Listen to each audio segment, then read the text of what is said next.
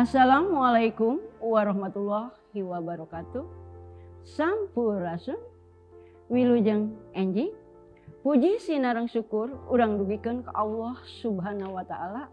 Rehna urang tiasa patepung lawung dina acara ngaguar pangajaran basa Sunda nggoning nyang hareupan Bang Balu COVID-19.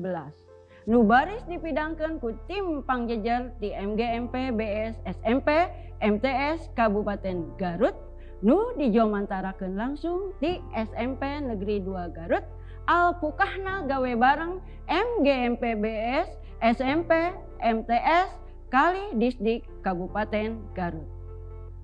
Dina dinten ieu jejer acara anu baris dipidangkeunana nyaeta ngeunaan bahan pangajaran basa Sunda pikeun siswa-siswi SMP MTS kelas 8 semester 1 anu ngawengku 3 kompetensi dasar.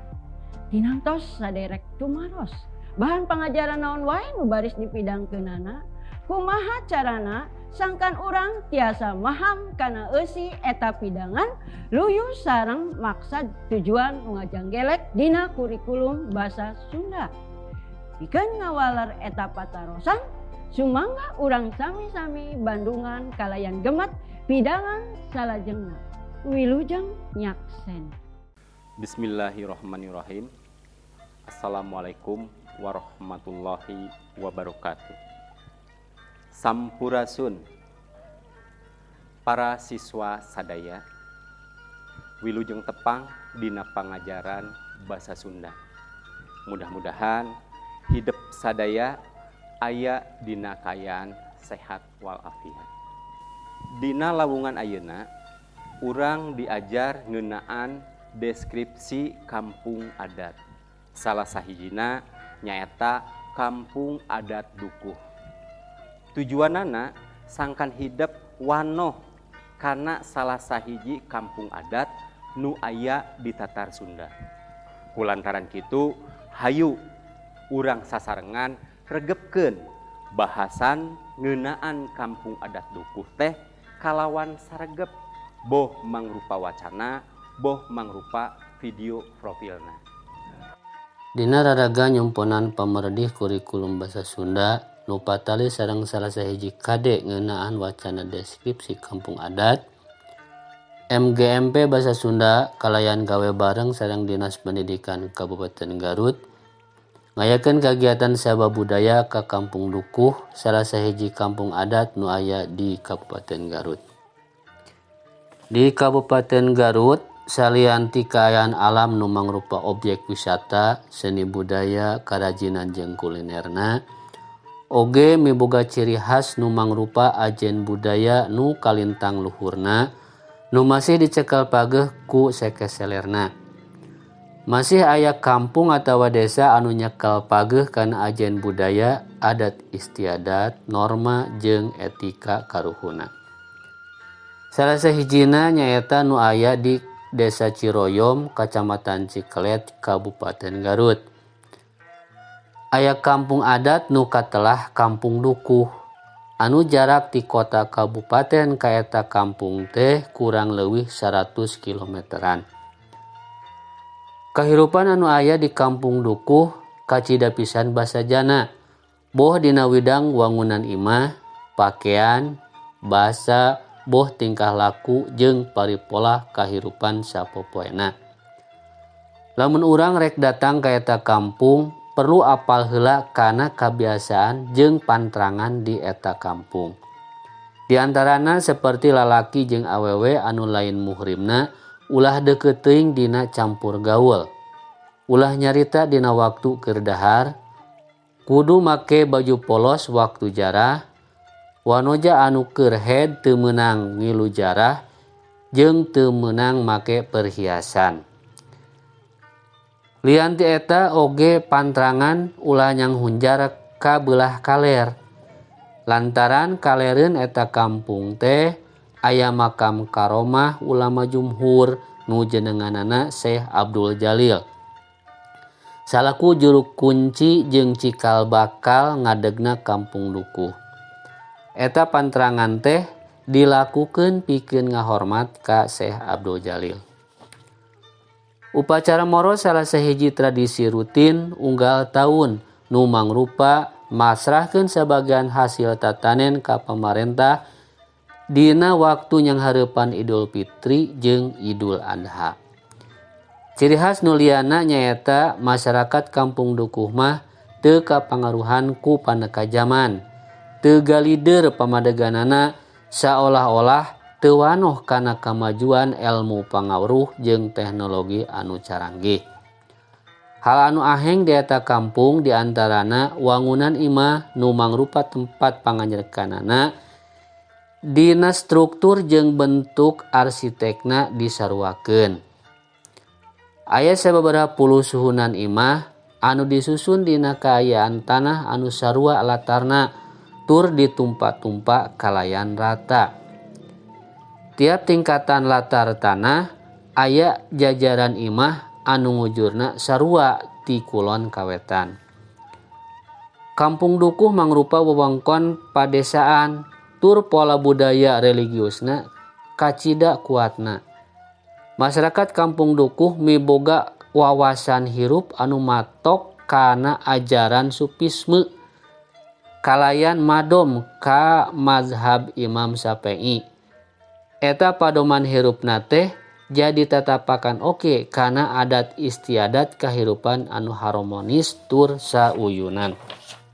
Sifat idealisme masyarakat na mangaruhan oge kana wangunan tempat pangajerkanana anu teu meunang ngagunakeun bilik tina tembok, tiungna teu meunang tina kenteng, jeung jandela teu meunang make kaca.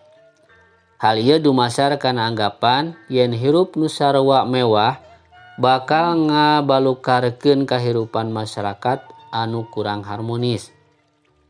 Di kampung dukuh teu dimeunangkeun ngagunakeun listrik pikeun nyaangan kampungna atawa keur pakakas elektronik seperti TV, radio, jeung nu sejenna lantaran sanajan sok ngadatangkeun mangpaat nu hade tapi teu saeutik oge ngadatangkeun madorotna. Pakakas rumah tangga atawa pakakas dapur oge sarua alami dijieun tina awi, batok kalapa, kai jeung sajabana lantaran pakakas nu model kitu dipercaya bakal leuwih mere mangpaat anu leuwih irit jeung ngarojong kana kasehatan bakal leuwih gancang nyerep kokotor. Legana areal kampung dukuh kurang leuwih kana 10 hektar. Anu ngawengku 7 hektar mangrupa kampung dukuh luar, 1 hektar kampung dukuh jero, anu sesana mangrupa lahan kosong nu digunakeun pikeun lahan produksi. Di kampung dukuh aya tempat nu disebut wilayah Karomah nu mangrupa tempat pamakaman Syekh Abdul Jalil. Di kawasan kampung dukuh aya 42 imah jeung wangunan masjid, 40 kapala rumah tangga sarta jumlah penduduk 172 urang anu kaasup kampung dukuh jero. Pakasaban sapopoena anu paling utama tina tatanen, ingon-ingon kayaning hayam, entog, embe, domba, munding miara lauk jeung usaha paranti ngagiling pare.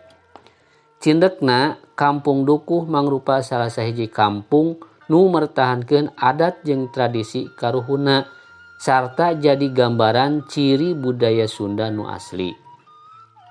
Para siswa saparantos hidup nitenan wacana ngeunaan deskripsi kampung adat atanapi nengetan video profil kampung adat, hidup kedah tiasa ngaidentifikasi eusi teks deskripsi perkawis kampung adat Sunda kalayan nengetan struktur teks sareng kabasaan anu leres luyu sareng konteksna. Anu kadua dina widang kaparigelan hidup kedah tiasa ngadugikeun secara deskriptif boh lisan atanapi seratan hasil tina analisis atanapi nengetan langsung kampung adat Sunda kalayan ngamangpaatkeun rupa-rupa media. Pamungkas pikeun ngalatih pangaweruh hidep kedah tiasa ngawaler sababaraha patarosan tina eusi eta wacana. Di antawisna hidep mikaweruh struktur teks wacana deskripsi. Tiasa ngaidentifikasi bagian-bagian nu aya dina wacana deskripsi. Nyangkem eusi wacana deskripsi kampung adat Sunda. Tiasa nangtoskeun bagian-bagian paragraf dina wacana deskripsi. Malah kedah tiasa nyusun teks wacana deskripsi kalayan ngagunakeun kalimah anu sifatna deklaratif. Atuh dina kaparigelanana hidep tiasa ngadugikeun hasil analisisna tina wacana deskripsi anu dibaca. Tiasa ngaringkes tur nyindekeun ngeunaan wacana deskripsi. Para siswa sadayana sakitu heula dina lawungan nu kahiji ke urang tepang deui dina lawungan kadua ulah hilap pancen anu kedah dilaksanakeun kitu. Hatur nuhun. Saderek sapara kanca, rupina sakitu pidangan anu tiasa kadugikeun ti rengrengan MGMP BS SMP MTS Kabupaten Garut. Mugia tiasa katampi pikeun nambihan pangaweruh urang sadaya. Nggoni ngaraksa tur ngariksa titinggal karuhun urang. Mugia aya mangpaatna kanggo urang sadayana dina mayunan hirup kumbuh sadidinten. Hapunten anu kasuhun, bok bilih salami ngadugikeun aya nu teu sapagodos. Wilujeng kantun, wilujeng tepang deui dina waktos kali jejer materi anu benten. Cag simkuring amit mundur, pamungkas sanggam. Wabillahi taufiqi wal hidayah. Wassalamualaikum warahmatullahi wabarakatuh. Bahasa Sunda. Nanjung